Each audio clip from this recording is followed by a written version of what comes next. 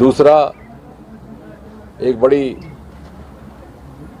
बदकिस्मती से हमें ये कहना पड़ रहा है कि आज ही कांग्रेस के सरबराह राहुल गांधी भी यहाँ पर दौरे पर हैं और कुछ वक्त पहले वो रामबन में मुखातिब थे लोगों के साथ भी, मीडिया के साथ भी. And unfortunately what he said, I think you have the answer to that, because today we live in an evidence-based era. It is not that what I say you would agree or what he says you would agree. It's an era of evidence-based facts. Tark tathya tulna. Even before I finish saying what I have said, a small child would take out a mobile from his pocket and check for the facts. Rahul Gandhi says कि Bharatiya Janata party और मोदी जी एक बार फिर से जम्मू कश्मीर में नफरत फैलाने का काम कर रहे हैं और शुरू किया है. I don't have to answer that because the answer is with you. You have been covering Jammu Kashmir, you have been covering Kashmir Valley over the last 30 years. आपने वो ज़माना देखा. इन्हीं पार्टियों के द्वारा फैलाई गई नफरत की वजह से यहाँ पर दहशत पनपी, आतंक पनपा. For 30 long years we had to live in the nightmare of terrorism, militancy, perpetuated by hatred, perpetuated by communal disharmony, and ruining the inherent cultural fabric of Kashmir, because Kashmir was always known for composite culture. And this was a region of the country where we never had any kind of disharmony among the communities. Even following the partition rights in 1947 Mahatma Gandhi said कि यहाँ से मुझे ray of hope दिखाई देती है, रोशनी की किरण दिखाई देती है, क्योंकि यहाँ पर एक भी ऐसा वाक़या नहीं हुआ था. उस पुरअमन कश्मीर को, उस अमन पसंद आवाम को आपने ऐसा जहर घोला अपनी छोटी सियासत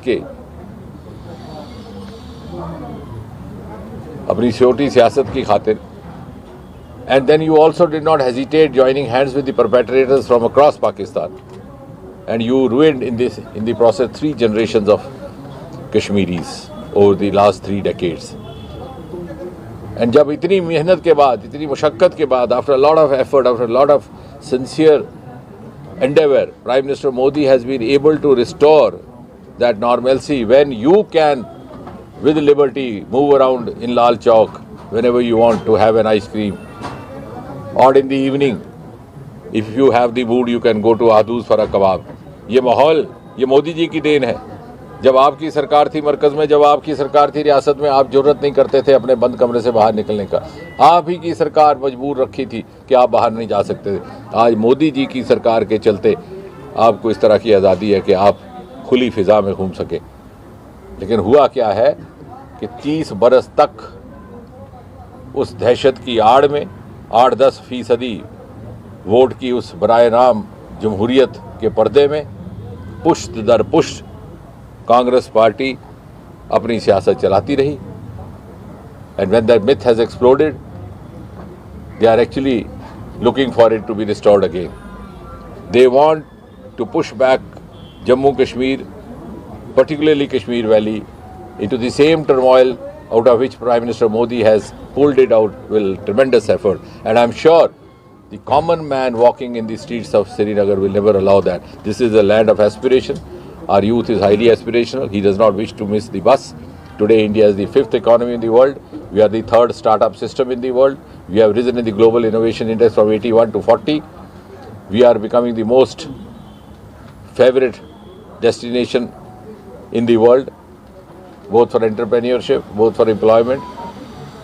And the Kashmiri youth, being aspirational, does not wish to miss that opportunity, nor do we have any right to deprive him of that. और जो लोग इस तरह की बातें करते हैं कि भारतीय जनता पार्टी नफरत फैलाने का काम कर रही है, ये मोदी जी की सरकार नफरत फैलाने का काम कर रही है, वो कहीं ना कहीं जाने अनजाने में ये संकेत दे रहे हैं, ये इशारा कर रहे हैं कि हम चाहते हैं कि वही दौर वापस आए, वही 8% वोटर हो. और election, on the eve of election, talking like this instead of celebrating this festival of democracy. I have been saying again and again, I said, rising above the party lines, whatever be the party, I think the biggest celebration in Kashmir Valley today is that we have every political party coming out for campaign.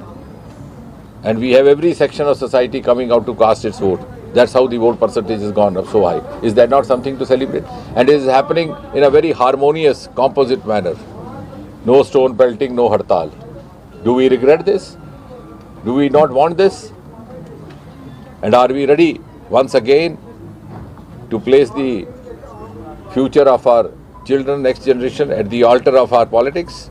If that be so, I think we have to get rid of such political parties and politicians. The sooner we do, the better for all of us. और मुझे लगता है कि मुझे कुछ कहने की ज़रूरत नहीं. जैसे मैंने कहा कि आज के दौर में कश्मीर से एक कहावत बड़ी मशहूर थी. डॉक्टर अली हमारे पुराने साथी हैं, उस ज़माने में उन्होंने देखा है कि हमारे यही सियासतदान कांग्रेस और इनके सहयोगी दलों के 3 बयान अपनी जेब में रखते थे. एक दे देते थे श्रीनगर में, दूसरा जम्मू पहुंचकर और तीसरा दिल्ली. और अखबार यहाँ पहुंचती थी 2 दिन के बाद. एक अब्दुल्ला साहब हुआ करते थे, उनके यहाँ आती थी 2 दिन के बाद दिल्ली का अखबार या चंडीगढ़ का 3 दिन के बाद. तब तक भूल जाते थे तीनों बयान और तीनों अवाम को गुमराह कर देते थे. आज thanks to guys like you, friends like you, आज जो हम यहाँ बैठ करके कह रहे हैं बीजेपी के दफ्तर में श्रीनगर में, इसकी गूंज उसी वक्त कन्याकुमारी तक सुनाई देती है. और जैसे मैंने कहा, मेरी बात ख़त्म होने से पहले आप उसकी तस्दीक भी कर लेते हैं. So real time testing, real time reporting.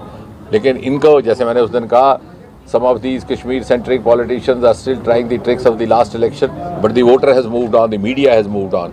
ये समझते हैं आज भी वो 3 बयानबाजी वाला माहौल और दौर जिंदा है, लेकिन आज वो नहीं. और मुझे यकीन है जो मोदी जी ने ये माहौल बहाल किया है, जिसमें पुरअमन तरीके से हमारा इलेक्शन होने वाला है. आज भी आपने देखा, this is second last day of the first phase, कितने पुरअमन तरीके से दिल खुश हो उठा वो नज़ारा देख करके कि बैक वक्त, एक ही वक्त में 3-4 पार्टियों के उम्मीदवार वहाँ पर अपने नॉमिनेशन पेपर जमा करा रहे थे.